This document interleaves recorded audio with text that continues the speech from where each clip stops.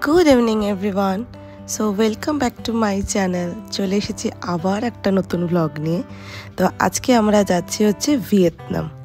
এখন চলে এসেছি কলকাতা ইন্টারন্যাশনাল এয়ারপোর্টে। 1 জানুয়ারি 25 ডিসেম্বরের জন্য এয়ারপোর্টটাকে কি সুন্দর সাজিয়েছে দেখুন, বেশ ভালো লাগছে কিন্তু। তো আমাদের লোকজন সবাই আসবে, তারপরে আমরা ভেতরে যাব। আর আমরা ট্রাভেল এজেন্সির সাথে যাচ্ছিলাম, যেহেতু ফার্স্ট ইন্টারন্যাশনাল ট্রিপ, তো যদিও মাসিদের সেকেন্ড বাট আমার ফার্স্ট, তাই এখন ভেতরে ওয়েট করছি সবার জন্য। এখান থেকে আমাদের বোর্ডিং স্টার্ট হবে। তো স্টার্ট হয়ে গেছে এখন মনে হয়। তো এখন যাই, ওই কাউন্টারে গিয়ে লাইন দিতে হবে। এখন আমাদের বোর্ডিং পাস, ইমিগ্রেশন সব কিছু ডান। ইমিগ্রেশন এমন কিছু ঝামেলা ছিল না, জাস্ট পাসপোর্ট চেক করছিল আর একটা করে স্ট্যাম্প মেরে দিয়ে দিচ্ছিল ছবি তুলে। তো এখন আমাদের ওয়েট করতে হবে গেট নাম্বার 9-এ, বিকজ আমাদের ফ্লাইট সেই রাত 8:20-তে। এখন ভাবলাম ডিনারটা করে দিই, এটা যাত্রী ট্রাভেল এজেন্সি থেকেই দিয়েছে, তো ফ্লাইটও দিয়ে দিয়েছে দেখলাম। তো পৌঁছে গেছি আমরা হোচিমিন সিটি এয়ারপোর্টে। এই এয়ারপোর্টটাও কিন্তু ভারী সুন্দর। এসেই শুরু হয়ে গেছে আমাদের বদমাইশি। তবে যাই বলি তাই বলি, কলকাতার মতো ফার্স্ট কাজ কিন্তু ভিয়েতনামের লোকেরা করতে পারে না। এতটাই স্লো কাজ করে যে আমাদের ইমিগ্রেশন করে বেরোতে বেরোতে প্রায় 3 ঘন্টার ওপর লেগে গেছিলো। লাইনে দাঁড়িয়েছি 1:30টায়, ওখান থেকে বেরোলাম 4:30। তারপরে এই যে বাস এসে গেছে। বাসে ভি হচ্ছে আমাদের আজকের গাইড। তো ও আমাদের ডাইরেক্ট নিয়ে চলে আসলো হচ্ছে হোটেলে। আমাদের হোটেলের নাম ছিল হোটেল ক্যালিফোর্নিয়া। এই যে হোটেলটা দেখুন কি সুন্দর হোটেলটা। চলুন তাহলে ভেতরে যাই, খুব টায়ার্ড, একটুখানি রেস্ট না নিলে আর পারা যাচ্ছে না সারা রাত জেগে। রুম দিয়ে দিয়েছে, এই যে দেখুন রুমগুলো কিন্তু বেশ সুন্দর আর অনেকটাই বড়। বাথরুমটাও যথেষ্ট বড়। এখন একটুখানি ফ্রেশ হয়ে ঘুমিয়ে নেব, কারণ এখন সবাই বাজে 5টা ওখানকার টাইম অনুযায়ী। যদিও ইন্ডিয়ার টাইম থেকে কিন্তু ভিয়েতনাম 1.5 ঘন্টা প্রায় এগিয়ে। কিন্তু যাই হোক, এখন একটুখানি ঘুমিয়ে নিতে হবে। চলো, দেখা হচ্ছে সকালে। চলে এসেছি রেস্টুরেন্ট এরিয়াতে ব্রেকফাস্ট করতে। এখন বাজে সকাল 8টা। এখানে আবার একটা টাইম আছে 8টা থেকে 10টা। তারপরে যদি ব্রেকফাস্ট করতে আসেন আর খাবার শেষ হয়ে যায়, সেগুলো কিন্তু আর ওরা রিফিল করবে না। তাই ভাবলাম আগে কি ব্রেকফাস্ট করে আসি, তারপরে এসে ঘুমোবো, কারণ সেদিনকে সকালবেলা আর কোনো প্ল্যান নেই। আর এই দেখুন, এটা হচ্ছে রিসেপশন এরিয়া। রাত্রিরে এতটাই টায়ার্ড ছিলাম যে আর দেখানোর এনার্জি ছিল না, তাই সকালটাই দেখিয়ে নিলাম।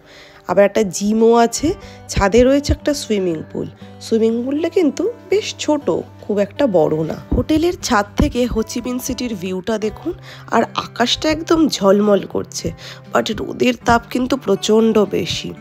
তাই এখন দুপুর হয়ে গেছে, আমরা রেডি হয়ে এখন আমরা যাচ্ছি লাঞ্চ করতে।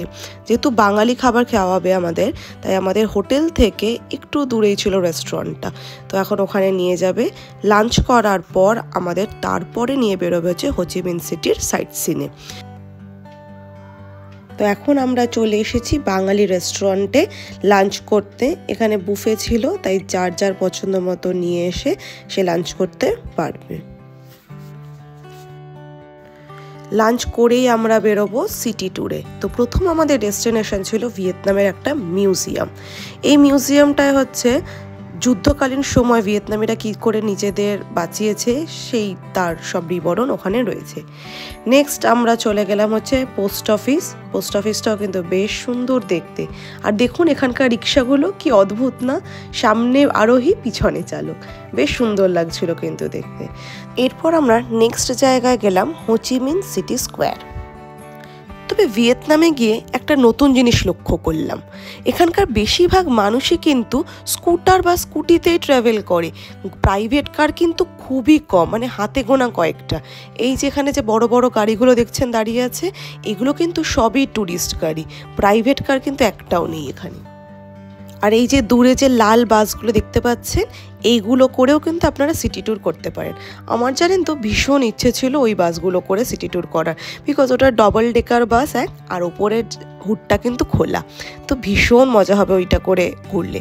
বাট আমাদের যেহেতু এজেন্সির সাথে আগে থেকেই বুক করা, তাই ইচ্ছে থাকলে উপায় ছিল না, তাই অগত্যা আমাদের বাসে করে ঘুরলাম। বাট সেটাও কিন্তু বেশ এনজয় করেছি। তো এখন হোটেলে ফিরে আমরা চললাম হচ্ছে বেনথান মার্কেটে। চলে এসেছি বেন্থান মার্কেটে, আমাদের হোটেল থেকে জাস্ট 2 মিনিট। বাট এখানে স্টক কিন্তু প্রচুর, বাট এত কনফিউজিং টাকা ডলার ডং নিয়ে যে আপনার ওখানে প্রথম দিন পাগল পাগল লাগবে। কি কোনটা ছেড়ে কোনটা কিনবেন এটা তো বুঝতে পারবেন না, প্লাস টাকার হিসাব করতে পারবেন না। তাই আমার মতে প্রথম দিন মার্কেটিংটা না রাখাই বেটার। তো এখন চলে এসেছি ডিনার করতে ওয়াকিং স্ট্রিটে, যেরকম থাইল্যান্ডে থাকে সেরকম এখানেও রয়েছে। তারপর এখানে একটু ঘুরে হোটেলে ফেরার পালা, বিকজ সারাদিনে সেভাবে কোনোভাবে রেস্টই হয়নি। আজকে রেস্ট না নিলে কালকে আরও ভালো ভালো কটা জায়গা আছে, সেখানে আর এনার্জি থাকবে না। তো চলো এখন বাড়ি ফিরে যাই, দেখা হচ্ছে নেক্সট ভ্লগে। Till then take care and bye by.